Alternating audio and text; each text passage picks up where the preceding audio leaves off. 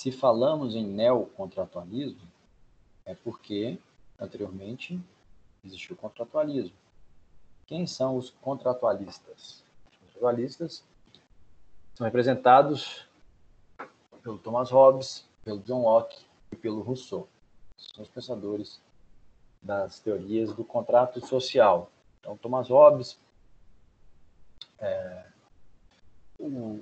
trabalha especificamente esse acordo mútuo, que seria o contrato social, e tem como distinção no seu trabalho a ideia de que a vida anterior à sociedade, o homem no estado de natureza, é o homem lobo do homem, a guerra de todos contra todos. O Rousseau é o contrário, o homem nasce bom e a sociedade o corrompe.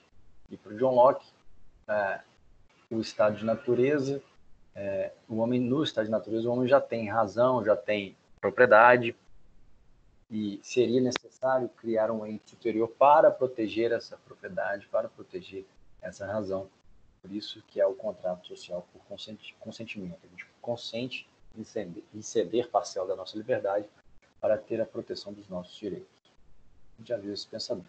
O que interessa para a gente é essa figura carismática, o John Rawls. O neocontratualista John Rawls. O John Rawls, ele há mais do que o John Rawls, obviamente, dentro dos neocontratualistas, mas ele é escolhido pelo KLS como o exemplo, e ele é muito citado mesmo nas provas que envolvem filosofia do direito. O John Rawls, ele é um professor mais recente, viveu entre 1921 e 2002, então faleceu tem 18 anos, seu trabalho é mais recente, e ele retoma o trabalho dos contratualistas, ele tenta dar uma nova roupagem, uma nova interpretação às teorias contratualistas. Ele foi professor de filosofia política na Universidade de Harvard, então percebam que até essa mudança, todos esses pensadores que a gente analisou, eles eram europeus, gregos. Tinha o Averroes, que era árabe, mas vivia na Península Ibérica. Não analisamos os orientais, infelizmente. Se tivéssemos mais tempo, talvez conseguiríamos. Mas agora, boa parte dos pensadores deixam as universidades europeias e estão nos Estados Unidos. O Kelsen sai da Alemanha, da República Tcheca, que era germânica à época, e vai para os Estados Unidos. A Hannah Arendt deixa a Alemanha nazista e vai para os Estados Unidos. O John Rawls é professor na Universidade de Harvard. Então, os Estados Unidos tomam a primazia do pensamento da produção acadêmica mundial. Claro que o sistema brasileiro, o sistema jurídico brasileiro, o ordenamento, o estudo do direito no Brasil ainda é muito influenciado pelos europeus, porque a nossa família, digamos assim, é a família romano-germânica do direito. E os americanos seguem a família a nossa é a civil law, eles seguem a common law, seria mais próximo do direito anglo-saxão, do direito inglês. Mas mesmo assim, o direito inglês é mais próximo do europeu, inclusive pela cultura, do que o americano. Quais são as suas obras importantes? Uma teoria da justiça, liberalismo político e o direito dos povos. Importante para a gente, claro que o liberalismo político é importante, mas essa obra, Teoria da Justiça, é fundamental. É uma obra publicada. A Érica retornou agora. Aí, Érica, você acabou de entrar, a gente vai começar a análise do John Rawls, da obra do John Rawls, principalmente Teoria e Justiça. Teoria da Justiça. É publicada em 1971, então o John Rawls já tem 50 anos. Ele nasceu em 21, então já é professor, já estou bastante até aqui. E o John Rawls, nessa Teoria da Justiça, o que ele quer? Ele é o filósofo da política, não necessariamente do direito, mas ele não necessariamente quer discutir se tem que haver um contrato social, se existe um contrato social ou não. Ele propõe uma experiência. É muito interessante esses pensadores mais recentes, eles propõem várias experiências. Assistam lá a série que eu indiquei para vocês, The Good Place, O Bom Lugar. O Tiri, que é um professor de filosofia ética, de ética, né, de filosofia da moral. Ele lá há várias experiências relacionadas à ética, à moral e à filosofia. E ele propõe essas experiências. É muito interessante. para mim, né? Para minha esposa não gosta muito, não. Ela prefere o How to Get Away with Murder. O John Ross, ao fazer sua proposta, seu pensamento, ele propõe que a gente imagine uma posição original. O que é isso? Posição original seria algo semelhante ao estado de natureza? Mais ou menos. O trabalho do John Ross, ele é realizado em cima de uma experiência de imaginação. E para isso você tem que se imaginar numa posição original. O que é essa posição original? Eu vou trabalhar ela melhor adiante, mas imagine que antes de nascer, tudo imaginação, tá? Antes de nascer, as pessoas são questionadas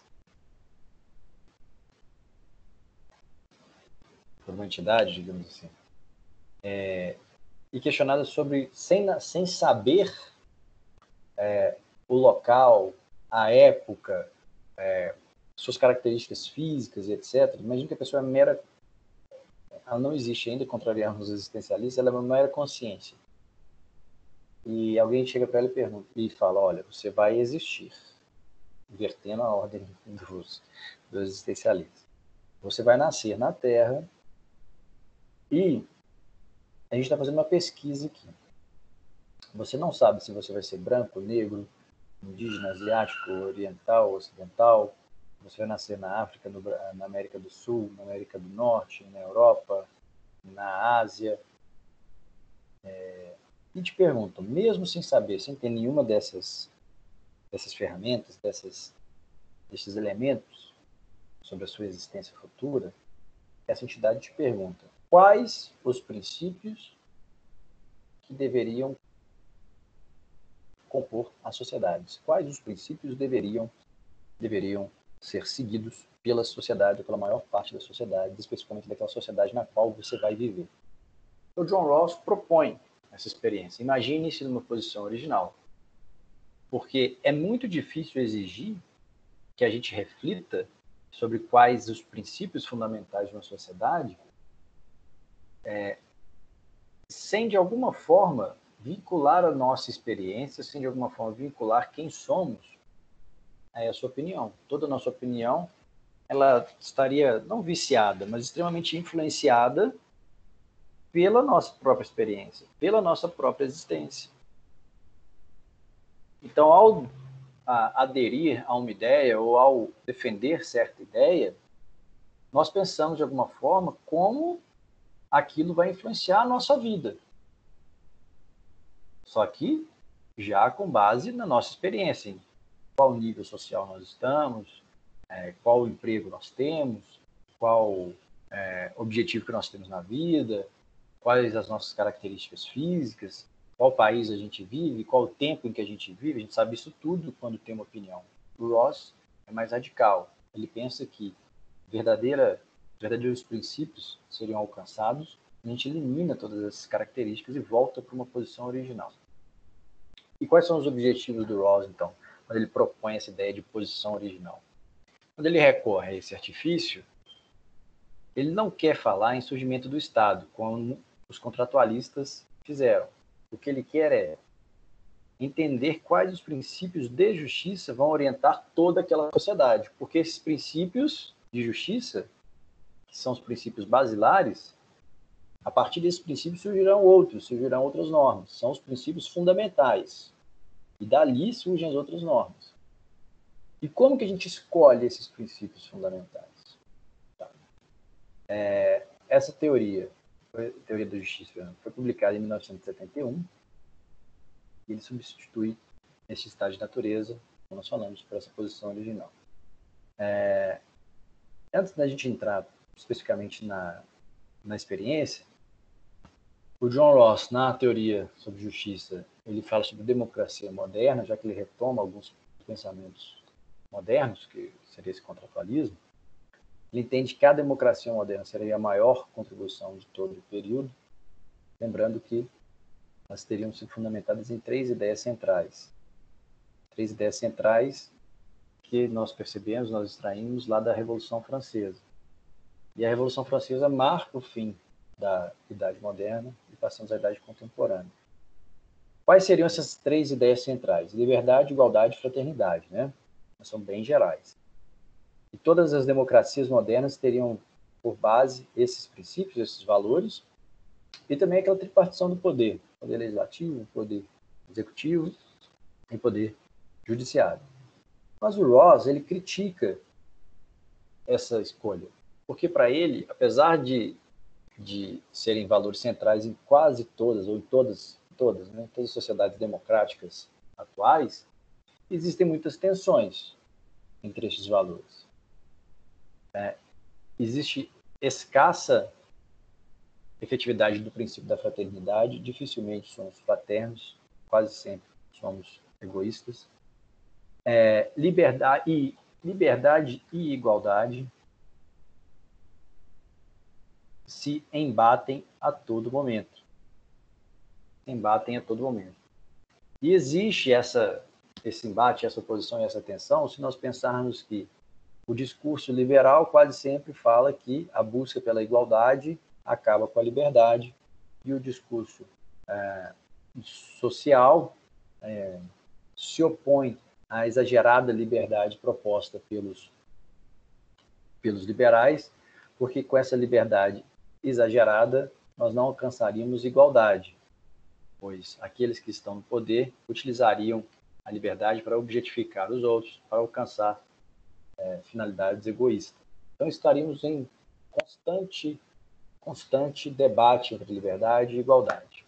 Então, esse debate é visto quando falamos em liberalismo e intervenção, capitalismo e socialismo, e nos próprios direitos fundamentais. Os direitos fundamentais de primeira geração seriam direitos que garantem liberdade às pessoas, porque esses direitos limitam a atuação do Estado, e os direitos fundamentais de segunda geração, ou segunda dimensão, melhor dizendo, porque segunda geração dá aquela ideia de superação de um para o outro, não a superação, tá? Dimensões diversas. E já os direitos fundamentais de segunda geração são exigências perante o Estado. Agora, nessa segunda geração, segunda dimensão, nós exigimos do Estado não apenas seu afastamento para exercer liberdades, mas também queremos que ele nos garanta acesso a alguns serviços que tornem a nossa vida um pouco mais igual. E eu trouxe essas previsões para vocês para a gente debater. Vamos lá. Qual que é o artigo que prevê os direitos fundamentais de primeira geração? É o artigo 5º. De acordo com o artigo 5º da Constituição, todos são iguais perante a lei, sem distinção de qualquer natureza, garantindo-se aos brasileiros e aos estrangeiros residentes. Mas acaba que fala que já é em igualdade também, né? E aos estrangeiros residentes no país, a inviolabilidade do direito à vida, a liberdade, a igualdade, a segurança, a propriedade, nos termos seguintes. Os incisos deste artigo 5º prevêem uma série de limitações ao Estado. E essa ideia de limitação ao Estado começa lá na Magna Carta de 1208, que os barões do norte tentam limitar o poder do monarca inglês, que era o João Sem Terra. A partir dali, a gente percebe uma mudança de paradigma. O monarca pode ter seus poderes limitados. E se o monarca pode ter, o nobre pode ter, a igreja pode ter, todo mundo pode ter seus poderes limitados. Porque nós somos livres. E começa a discussão que desemboca nessa nossa aula. No artigo 6º e no 7º, há mais garantias sociais, que seriam esses direitos fundamentais de segunda dimensão, mais vinculados à igualdade. Então, são direitos sociais: a educação, a saúde, a alimentação, o trabalho, a moradia, o transporte, o lazer, a segurança, a previdência, a proteção à maternidade e à infância, e a assistência aos desamparados. Na forma dessa Constituição, no artigo 7º, são direitos dos trabalhadores urbanos e rurais, além de outros que visem a melhoria de sua condição social. Aqui, nós estamos fazendo um manifesto ao Estado. Eu tenho direito à vida, nem mesmo o Estado pode acabar com esse meu direito. Eu sou livre. Eu tenho direito à liberdade. Eu tenho direito à igualdade, à segurança, à propriedade. Nem mesmo o Estado pode acabar com a minha segurança, com a minha propriedade, pode me processar sem motivo justo, sem respeito do devido processo legal. Esses são são as normas mais próximas da ideia de liberdade e de direito fundamental de primeira geração.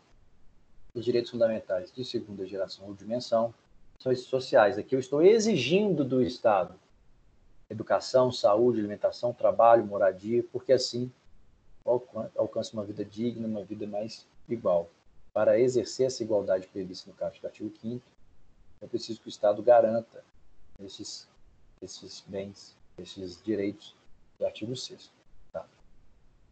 Então, o Ross propõe um experimento. Aqui eu deixo para vocês um link do YouTube, em que o Dworkin, que também é um grande pensador, né, o Dworkin, ele critica não de depreciar o trabalho do Ross, mas ele analisa o trabalho do Ross. Faltou um L aqui. Muito bom esse vídeo. Está em inglês, infelizmente. Mas acho que dá para entender porque ele fala devagar. Então, é uma fala bem professoral mesmo. Ao propor esse experimento, o Ross quer alcançar os novos princípios de justiça, princípios que orientariam todas as sociedades. Seria possível alcançar esses princípios? E eles, debatendo sobre isso, pensando sobre isso,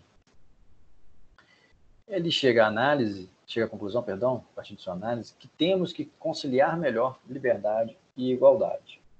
Por isso, temos que renovar esses princípios que responderiam à questão fundamental que é proposta pelo Ross. Vamos fazer esse experimento que nós vamos alcançar esses princípios. Qual que é a proposta? O Ross alega o seguinte, né? Qual é a pergunta que ele propõe para a gente? Qual é a concepção de justiça mais apropriada para especificar os termos equitativos de cooperação social entre cidadãos considerados livres e iguais, novamente, liberdade e igualdade, e membros plenamente cooperativos da sociedade durante a vida toda, de uma geração até a seguinte? Então, como vamos identificar quais são esses princípios?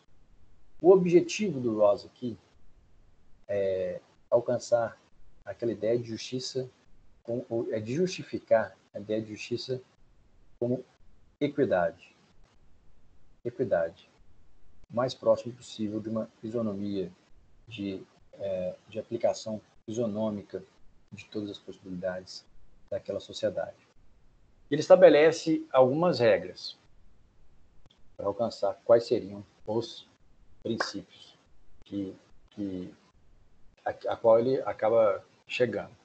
Primeiro, esses princípios deveriam ser guias para a instituição de novas normas. Então, os princípios que serão estabelecidos guiarão as novas normas. E segundo, eles serão aplicáveis de um ponto de vista inicial, a posição original. O que é essa posição original? É o que eu já expliquei para vocês, mas vamos voltar lá. A posição original, de acordo com o próprio Ross, é uma variante elevada a uma ordem mais alta de abstração da teoria do contrato social de Locke, Rousseau e Kant. Então, posição original demanda uma abstração. É você estar consciente fazendo essa reflexão sobre quais os princípios você gostaria de que existissem na sociedade antes mesmo de nascer, vamos supor, para tornar um pouco mais concreta essa abstração. E quando você está nessa posição original, você está munido, digamos assim, do véu da ignorância. Você ignora. Ignora o quê? Você ignora onde você vai viver. Você ignora quais características físicas você terá. Você ignora se você terá algum problema de saúde assim que nascer, se você terá alguma deficiência assim que nascer. Tudo isso pode ser parte da sua vida. Você ainda não sabe que você está na posição original e em cima de você tem esse véu da ignorância. Porque com esse véu da ignorância, sem saber qual será a nossa conformação, qual será o nosso país, qual será a nossa profissão, qual será a nossa estrutura familiar, nós analisaríamos esses princípios de maneira mais equitativa, mais igual,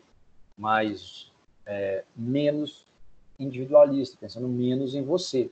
Porque se você não sabe se vai ser branco, negro, asiático, que mais? Sei lá, indígena, latino, europeu do norte, canadense, angolano, Você não sabe nada disso. Então não tem como você projetar o que é melhor para você e o que é pior para o outro. Não há nem que se falar em empatia, porque você vai pensar no que seria minimamente melhor para todos, já que você pode ser qualquer um. Você não sabe quem você será, nem onde você vai nascer. O professor André Gualtieri de Oliveira, falando sobre a função do véu da ignorância, afirma que a ideia do véu é de que as partes que participam da escolha dos princípios de justiça não conhecem determinados fatos particulares.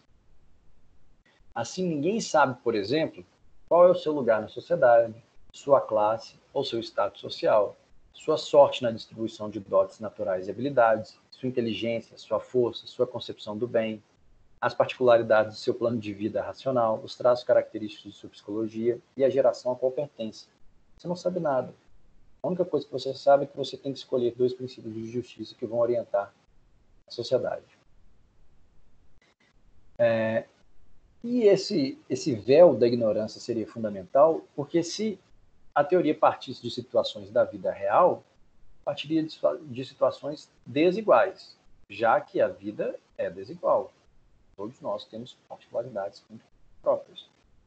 E aí haveria comprometimento na escolha dos princípios, porque certas pessoas teriam maior possibilidade de negociação em certas situações, ou melhores possibilidades de crescimento profissional.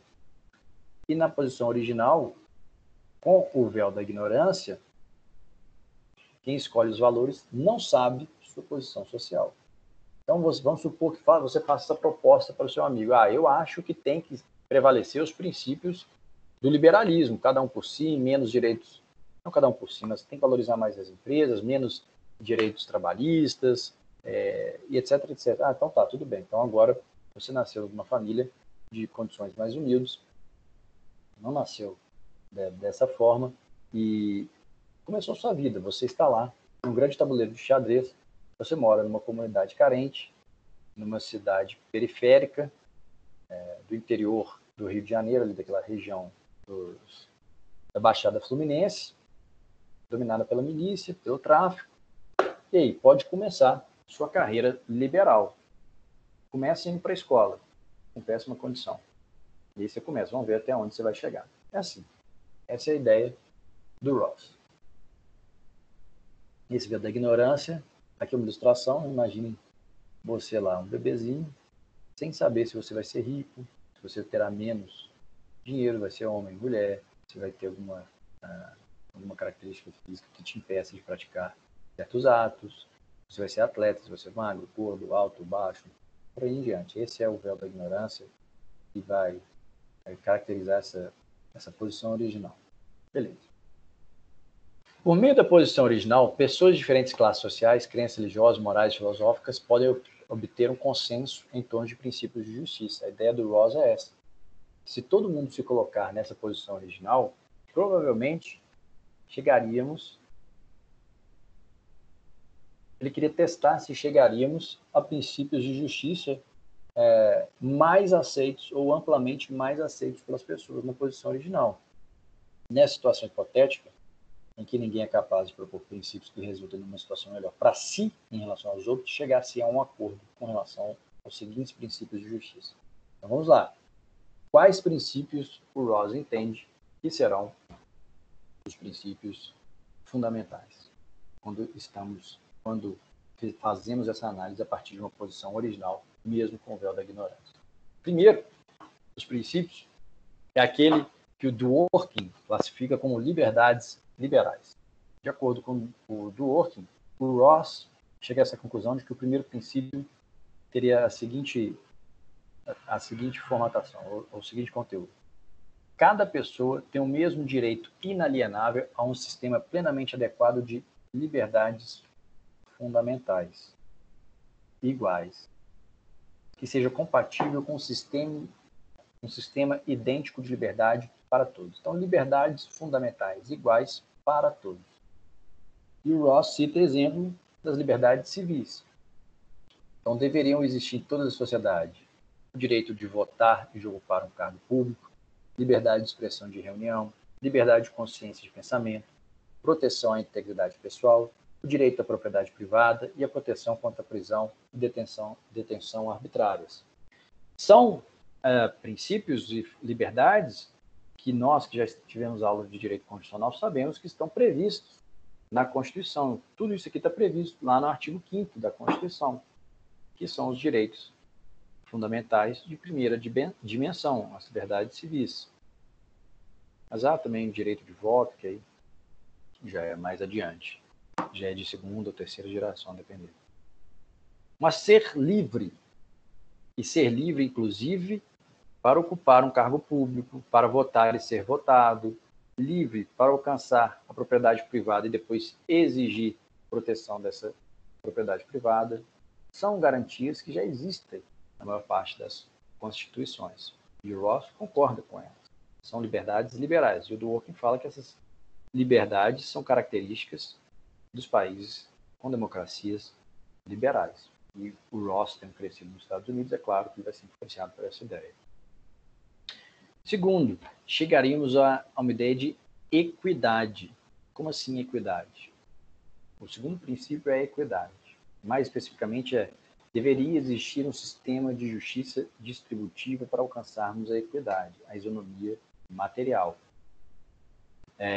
Assim, todo fenômeno de justiça, do poder judiciário, deveria existir para corrigir desigualdades naturais da convivência humana. Então, primeiro, ter liberdades liberais e, segundo, equidade. Uma justiça que se preocupa em ser distributiva. Isso significa que somente seriam aceitáveis condições desiguais que proporcionem cargos abertos, todos em condições de igualdade de oportunidade e etc. O maior benefício possível aos cidadãos mais pobres. Como que o Dworkin explica essa ideia de justiça distributiva ou de igualdade? Como são dois princípios, uma vez garantidos estes primeiros, alcançadas essas liberdades, toda a sociedade voltaria seus olhos para a equidade, para uma justiça distributiva. Como que deveria ser operacionalizado esse ato? De acordo com o Dworkin, aqui no vídeo, deveríamos observar o grupo mais prejudicado e fazer o necessário para melhorar a situação de vida deles. Fazer o necessário para que eles se aproximem do mais beneficiado por aquela sociedade. Porque, naturalmente, as sociedades serão desiguais. Mas uma sociedade boa, uma sociedade baseada nesses princípios do Ross, ela atuaria para diminuir essa desigualdade. E não é à toa que os países menos desiguais do mundo também são os países mais desenvolvidos. Tem gente que tenta inverter essa ordem, né? Eles são os menos desiguais porque são os mais desenvolvidos, tem gente que fala que eles são os mais desenvolvidos porque são os menos desiguais. Então, cada um luta de acordo com aquilo que entende, de acordo com aquilo que é melhor para a sua própria vida. No fundo, não tem jeito. É impossível fazer essa análise completamente isenta. E é interessante quando a gente traz esse debate para os nossos dias. Outro dia, para a nossa atualidade. Nós estamos passando por esse momento de combate ao racismo, de movimentos antirracistas, e muitas pessoas brancas participam na luta pelos direitos, pela inclusão das pessoas mais pobres e pelas pessoas negras, por obstar o racismo sistêmico que existe, não só nos Estados Unidos, no mundo inteiro. E algumas pessoas, obviamente, que não são negras, são brancas. Negros também tem, né? Esse vídeo, o diretor da Fundação Palmares. Algumas pessoas começaram a gravar vídeos falando, e os meus direitos? Pessoas brancas, e os meus direitos? Você já tem direitos. Tem os direitos. Eles também têm direitos, mas os direitos deles não são respeitados, desses grupos mais prejudicados. Os direitos das pessoas brancas normalmente são respeitados. Existe uma diferença de abordagem da polícia, sem dúvida. Na prática, a gente sabe. Não precisa fazer tanto lá, a gente não precisa ir tão longe. Pode pensar no nosso dia a dia, é só refletir sobre o nosso dia a dia. E a resposta para essas pessoas que questionam os movimentos é muito simples. Basta você ir lá ver o vídeo do outro vai explicar. Você não faz parte do grupo mais prejudicado. Nós estamos tentando ajudar as pessoas que fazem parte do grupo mais prejudicado. Os seus direitos realmente existem, mas é a mesma coisa de comparar uma casa. Acho que não sei se foi a Rafaela que postou, alguém postou, achei interessante. Todo mundo tem direito à propriedade e todo mundo tem o direito, pensando na fraternidade, todo mundo poderia exigir que as pessoas respeitem sua propriedade e auxiliem na manutenção dessa propriedade, né? Lutem com ela pela propriedade. Agora vamos imaginar duas casas no mesmo bairro. Uma está pegando fogo e outra não. Você vai ajudar a pessoa que está naquela casa pegando fogo ou que não está na casa pegando fogo? Então, quando a gente fala no combate ao racismo, é a mesma coisa. A gente está ajudando quem sofre. Quando uma casa está pegando fogo e a gente vai lá apagar, a gente está ajudando quem sofre. A pessoa que não sofre não está precisando de ajuda naquele momento. Pode vir a precisar. Nós estaremos à disposição. Bom, essa é uma tentativa de simplificação. O debate é muito mais longo, mas eu acho que essa reversão é tão absurda que às vezes fica até difícil de conseguir imaginar como que as pessoas chegaram àquela conclusão de... Enfim, né? Quem nunca passou por uma situação de racismo, não faz esse debate. Espero que um dia eu faça. E como que é aplicada essa proposta, essa conclusão, na verdade, do John Rawls, que nós teremos, então, liberdades liberais e justiça distributiva, ou a ação da própria sociedade em busca da equidade, seriam os dois princípios. Eles são aplicados, embora complementares, seguindo uma certa fórmula, que o Dworkin chama de prioridades principais. Na verdade, o John Rawls chama e o Dworkin acha engraçado, porque ele usa liberdades liberais e prioridades principais, né? Então, PIP e LL. Quais são as primeiras, ou quais seriam essas prioridades principais? Para o John Rawls, aquela primeira ideia de liberdades liberais tem prioridade sobre a segunda. Nós só poderíamos buscar uma justiça distributiva, uma distribuição e uma justiça equitativa, uma equidade na sociedade, se tivéssemos as garantias liberais primeiro. Então, não se poderiam justificar violações das liberdades básicas, protegidas pelo primeiro princípio, em troca de ganhos econômicos e sociais. Então, não poderíamos justificar uma autocracia, que é a violação da liberdade de escolha, liberdade de voto, sob o manto ou sob a justificativa de que teríamos ganhos econômicos e sociais. Por quê? Porque as primeiras têm prioridade sobre a segunda. O que a experiência evidencia é que, ao não respeitar aquelas liberdades básicas, dificilmente um administrador público, um governante, um governo, irá respeitar a ideia de justiça, a ideia de igualdade. Porque se aquela que é a mais importante for ofendida, pode-se imaginar que a que é menos importante também será ofendida. Então, para o Rawls, as liberdades só podem ser limitadas quando há um conflito com outras liberdades, já que nenhuma delas é absoluta, e aí chegaremos à ideia de, a conclusão que nós chegamos na doutrina brasileira quando falamos em juízo de ponderação. Quando há princípios conflitantes, nós fazemos o juízo de ponderação. Nós, querendo dizer, o magistrado, representando a sociedade, faria esse juízo de ponderação. Exemplificando, você pode ler para a gente, meu caro Edilson?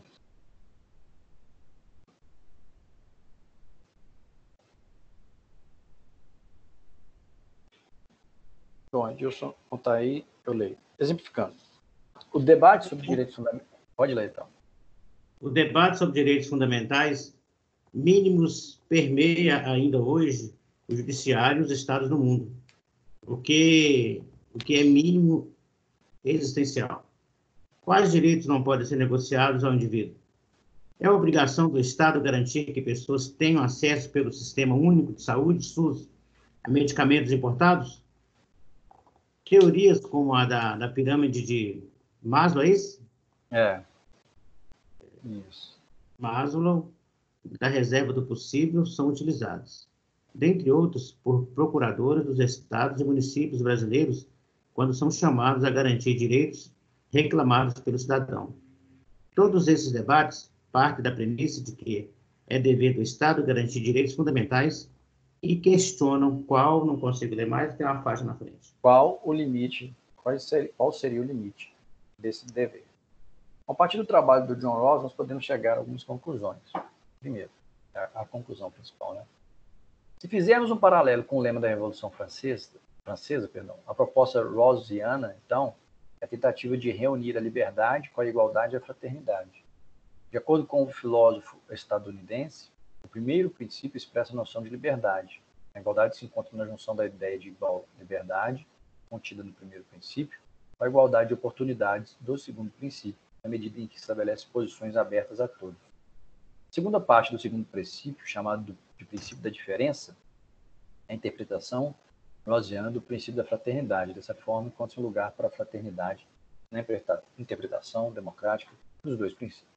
Aqui fica a proposta de reflexão. Se você sabe qual é o seu lugar na sociedade, se você não sabe se nascerá branco ou preto, deficiente ou saudável, pobre ou rico. Caso tivesse escolha, qual critério você usaria para decidir os termos dos deveres e compromissos do Estado onde iria viver? Esta é a posição original de John Rawls, uma situação de todos encontram sob o véu da ignorância. Você provavelmente, conforme pensa John Rawls, iria concordar com aquelas políticas que propiciassem o bem de todos, de forma indistinta. Afinal, você não sabe onde estará quando o véu da ignorância cair e a situação de posição original desaparecer. Essa é a proposta do John Rawls. Muito bacana, né? Vamos lá, vamos fazer algumas questões. Questões muito fáceis, né, pessoal? As questões do AVA são muito fáceis. Vamos lá. Qual corrente justo-filosófica e de qual período da história é retomada e aprimorada pela justo-filosofia contemporânea? Igualitarismo da Idade Moderna? Não. Teocracia da Idade Média? Não. Platonismo? Não. É o contratualismo da Idade Média, já que a gente fala de Idade Moderna, perdão, já que falamos de neocontratualistas quando tratamos da ideia do Rawls. 2. A produção teórica de Hannah Arendt foi influenciada por um genocídio que mudou o rumo da história da humanidade e do direito. Trata-se do, como nós vimos, do genocídio judeu durante o Estado nazista alemão. E a Hannah Arendt, ela analisa especialmente o caso do Adolf Eichmann. A não violência de Gandhi, que influenciou também Martin Luther King, tem origem no pensamento justo-filosófico, conforme a doutrina dominante deste pensador. E nós citamos, inclusive, essa não violência do Gandhi, quando tratamos sobre relações de poder, na Hannah Arendt. Então, muito influenciado pela Hannah Arendt. Beleza? É isso, pessoal. Vou enviar aí para o Edilson, para ele repassar para vocês o material. O vídeo vai estar disponível no YouTube. E vou gravar mais um vídeo de aula e também vou disponibilizar no YouTube. Vou mandar para vocês no AVA o link. Tá bom? Bons estudos. Boa prova. Qualquer coisa, só me enviar uma mensagem. Até mais. Obrigado. Nada. Alô, professor, obrigado. Por nada. Até mais, pessoal. Nos encontramos no semestre que vem. Tomara, né? Lá no Pitágoras. Até mais. Até mais.